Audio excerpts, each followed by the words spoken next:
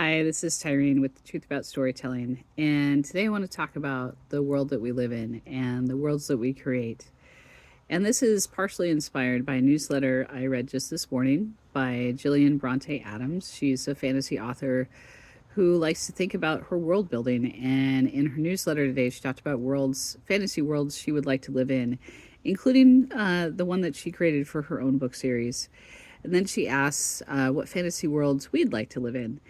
And that got me to thinking about the fantasy worlds that I create in my books, but also got me thinking about how we live our lives in this world, and our actions and our words can help create a better place, or at least we hope they can, right? And so when I think about world building in my fantasy books, I also think about world building in my life. What does it look like to create more compassion and to have more civil discourse, to have uh, greater love for each other and for the world around us?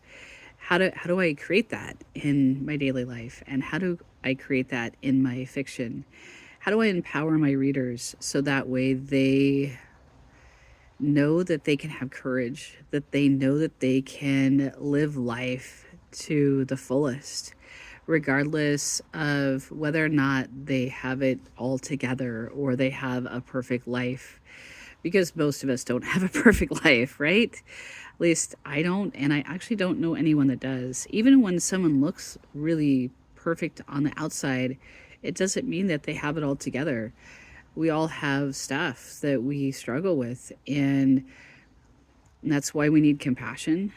It's also why we need empowerment and encouragement to live life to our fullest, to speak up when there's something that goes wrong, to have the courage to just get up every day, to have the tenacity that we need to persevere, to defeat whatever dragons we've got going on in our lives. And maybe they're not dragons, maybe they're some other kind of monster we have to deal with. But we all need courage and we all need compassion. So I want to put those things in my books and in the world building that I create. And somehow I also want to create those things in my life. So those are things that I've been thinking about lately. And I've also been thinking about what I surround myself with. I love to create Spotify lists with fun music to dance to. I also like to create Spotify lists with uh, music with lyrics that I really like. So, and it's kind of a combination. I do both, or either, I guess you will, you could say. But I think about that. And I think about uh, the conversations I listen to, the newsletters I read.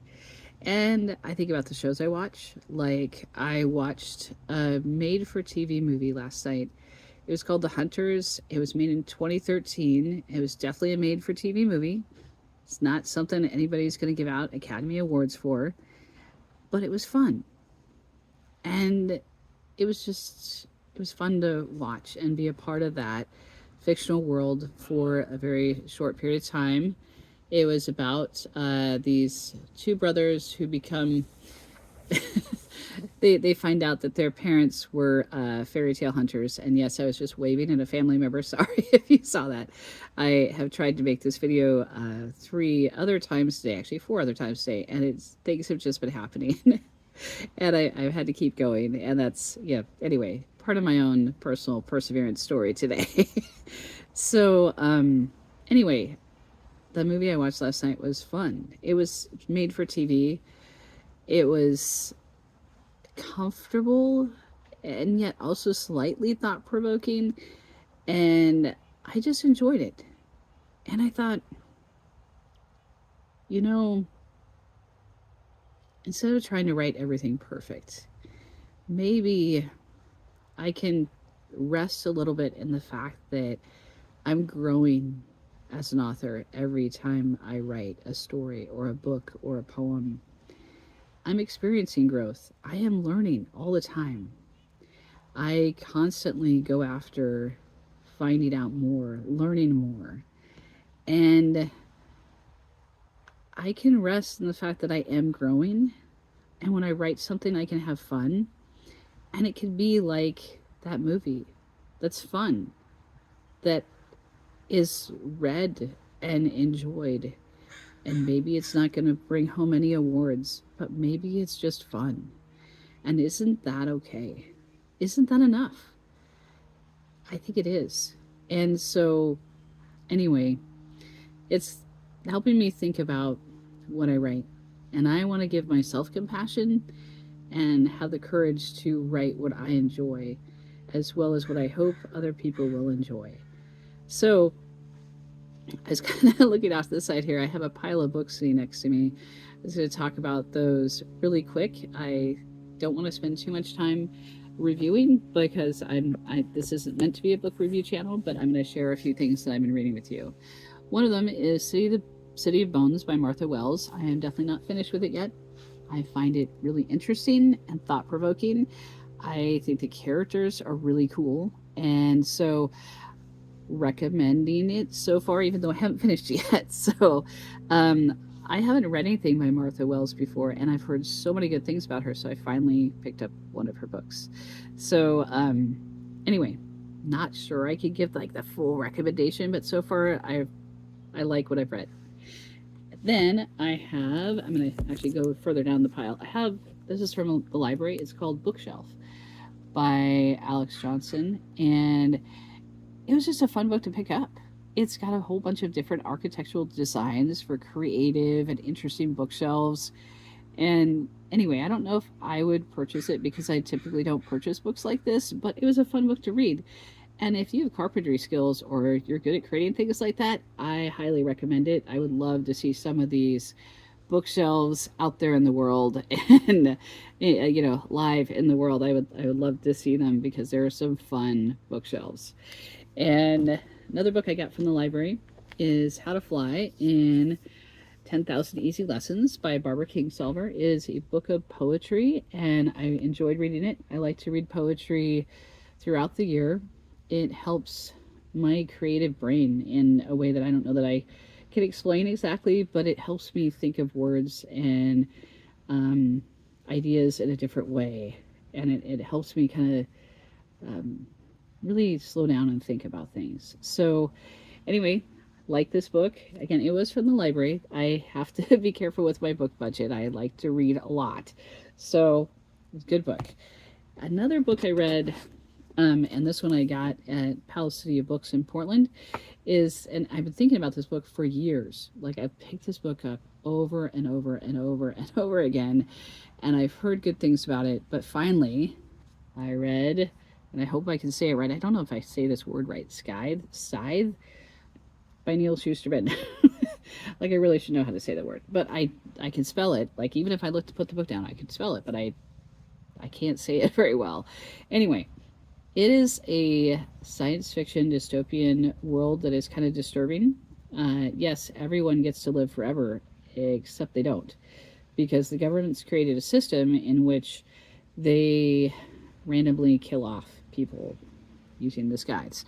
So, and that's like a population control thing.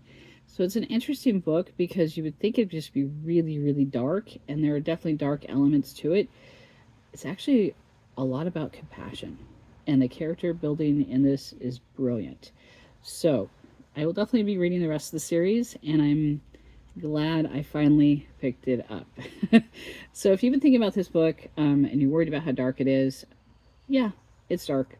I'm not gonna lie, it is a little dark, but there's a lot about compassion in here, and I appreciate that. So another book that I got recently, that I got from the library, was Blonde Identity by Ally Carter. Actually, it's The Blonde Identity by Ally Carter. Ally Carter writes young adult rom-com espionage thrillers, and this is her first foray into adult fiction.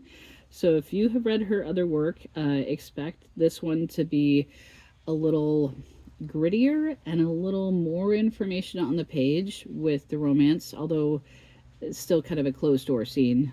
So just to be aware. And I really liked it. I may be buying a copy at some point or asking for it on one of my wish lists for birthday or Christmas, because I enjoyed it thoroughly, and I just thought it was a whole lot of fun. It is a whole lot of fun to read. And so if you like rom-com or espionage thrillers and you don't want to take life way too seriously, then I recommend The Blonde Identity. It's brilliant, clever writing. And what's interesting to me about that, and I mentioned this, something I want to talk about. I need to go over the last book first. So this is a book by Ally Carter called Dear Ally, How Do You Write a Book? And it's a book that Ally Carter wrote for her young adult fans who were asking her questions about how to write books. And I found this at the library, and I thought, why not? I like to read writing craft books, and it's really good. In fact, there's an exercise within the first chapter that kind of slowed me down and made me rethink an entire book series. So I would say it's not just for young adults. I think adult writers could get quite a bit out of this too. And I'm not finished reading it yet, but so far I think it's really, really well done. So thank you, Ally Carter. Now, along those lines, I mentioned that I watched a show that was really fun. It was made for TV. The Blonde Identity by Ally Carter. I read some of the reviews, and one of the reviews was really mean. It was basically like, oh, this is, not really a great book, kind of. Like, it was fun, but it wasn't a really great book. And I'm like, what does that mean?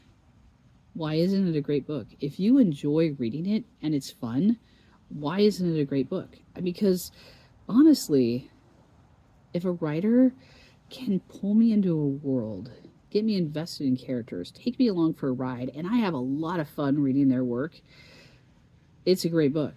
Like, maybe it's not gonna win, some kind of prize for literature, but I thought it was a lot of fun to read. And I think, what's wrong with writing things that are fun to read? I know when I was in college, I took many, many literature classes because I'm an English major with a teaching degree, so English and teaching.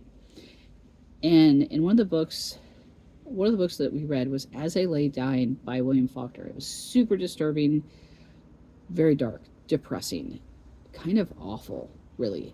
The only reason I enjoyed that book was because the teacher taught the class really, really well. He led awesome discussions. He gave us these really creative and interesting writing assignments.